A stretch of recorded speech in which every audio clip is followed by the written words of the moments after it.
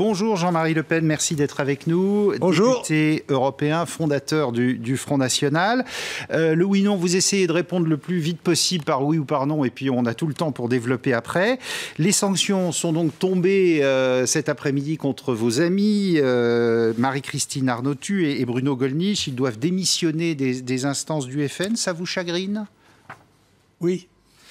Déçu hier que votre rassemblement n'ait pas rassemblé plus de 400 personnes alors que vous en prévoyez 1000 et 1500. Vous disiez sinon ce sera que des copains. C'est le chiffre de l'agence de presse de l'État, mais c'était plus de 1000. C'est pas 400. Un échec donc. Les gens qui étaient témoins peuvent en témoigner. Pas un échec. Pas un échec donc. Non, non. Il y a quelque temps, vous souhaitiez la victoire de votre fille à la présidentielle. Désormais, vous pronostiquez sa défaite. Non. J'ai dit si. Si elle ne fait pas l'unité. Alors, on va en parler dans un instant. En tant que président d'honneur, vous devriez être content. Jamais le mouvement que vous avez formé n'a été aussi haut, que ce soit aux élections régionales ou dans les sondages à la présidentielle. Oui, c'est la suite de 40 ans de travail. C'est pas elle uniquement.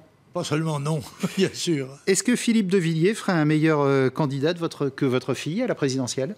Il peut être un candidat, lui ou d'autres, un général, je ne sais quelle autre personnalité. Ce n'est pas une obligation de s'adresser au Front National quand il n'en est pas digne.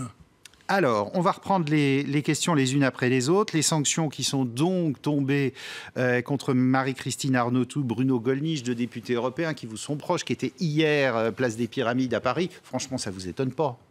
Non, mais je trouve quand même le procédé assez singulier parce que, généralement, quand il s'agit de personnes, le vote est secret. Et là, évidemment, c'est un vote public. Par conséquent, les gens qui attendent, en particulier au sein du bureau politique, des investitures dont ils espèrent des élections futures, eh bien, évidemment, ne sont pas libres. Marine Le Pen devrait savoir qu'on peut tout faire avec des baïonnettes, sauf s'asseoir dessus. Elle leur a demandé de démissionner. Elle ne les a pas exclus. On va voir. Parce que ça m'étonnerait qu'ils démissionnent d'eux-mêmes, parce qu'ils n'ont pas le sentiment d'avoir violé quelques règles que ce soit de la vie publique et ni même de celle du Front National. La suite des événements, du coup, vous la voyez comment? Ils vont vous rejoindre? Je ne sais pas, la suite des événements. Moi, j'espère toujours le meilleur, et jusqu'ici, je n'ai vu que le pire. Par conséquent, je m'interroge sur les raisons qui poussent Marine Le Pen à se suicider politiquement.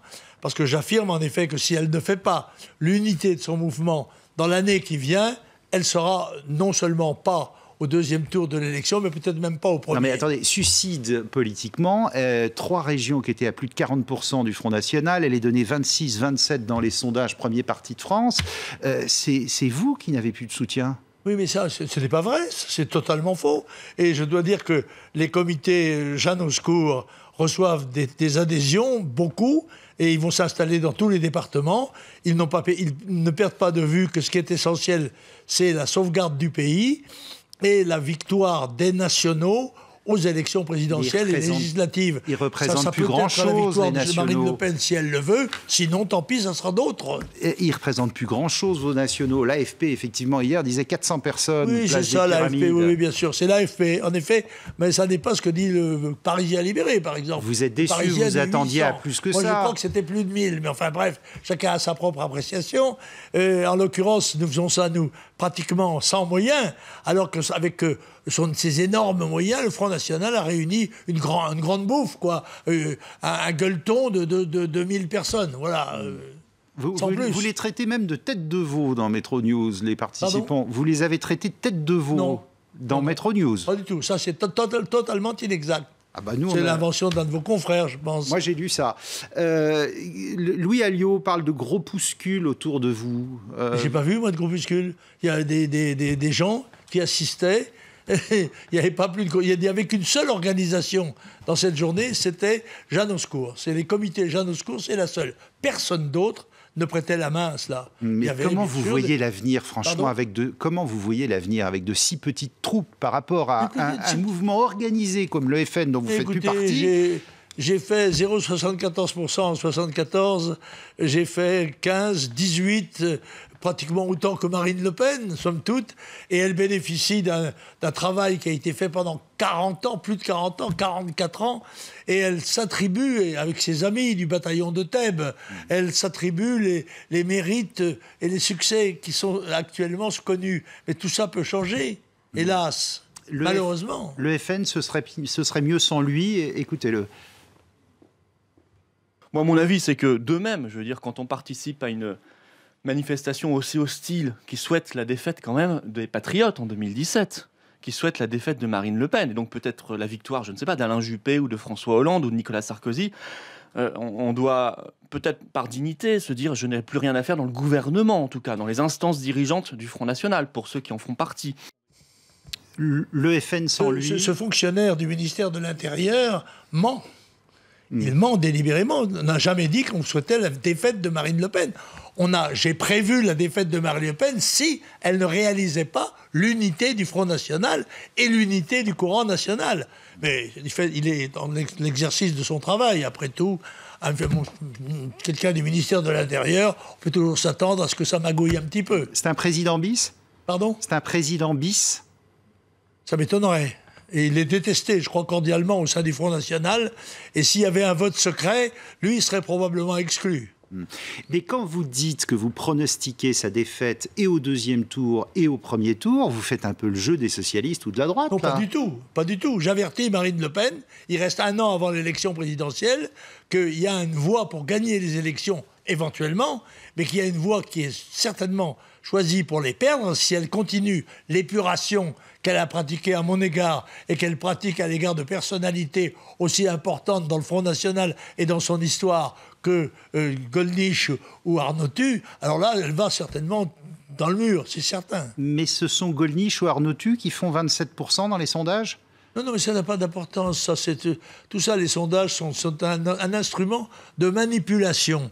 Et on fait croire à Marine Le Pen qu'en se débarrassant des fondateurs du Front National, elle va pouvoir connaître un grand succès. Eh bien, moi, je dis que ce sera exactement l'inverse. Alors, elle peut encore changer et persévérare diabolicum.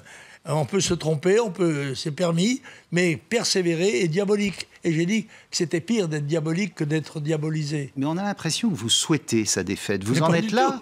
Moi, je souhaite sa victoire, à condition qu'elle soit la victoire des nationaux français, avec un programme national. D'ailleurs, je constate que dans les discours qu'elle fait, elle fait des discours, ce que je qualifierais de Jean-Mariste.